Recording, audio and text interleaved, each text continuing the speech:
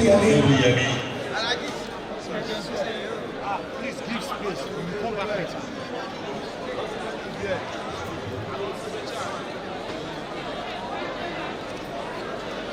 We are still waiting for the arrival of Olori Mariam Ajibola Ogboninuntv.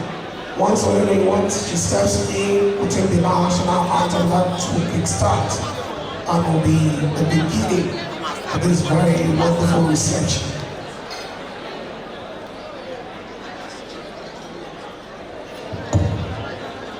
Hello. Thank you very much. Also, we appreciate the presence of Dr. Elizabeth Jack-Rish. Thank you very much, Ma. Thank you for being here. Are you done? You got a good shot? Ẹjọ́ ẹ̀yin ayàwòrán pressmen inú mi á kún tá a bá lè súnkúrò bí táwọn bàbá kábíyèsí wa ìkádùn sí gbàgede wájú bí.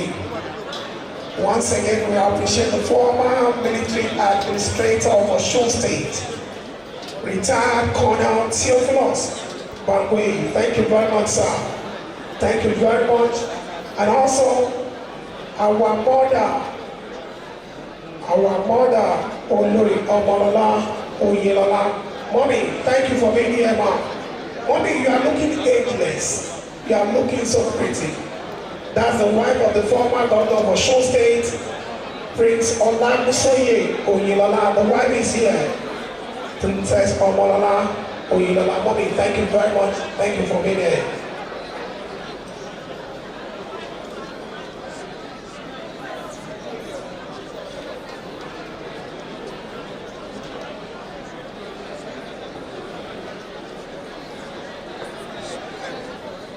Oh, ladies and gentlemen, shall please rise now for the national anthem. Thank you.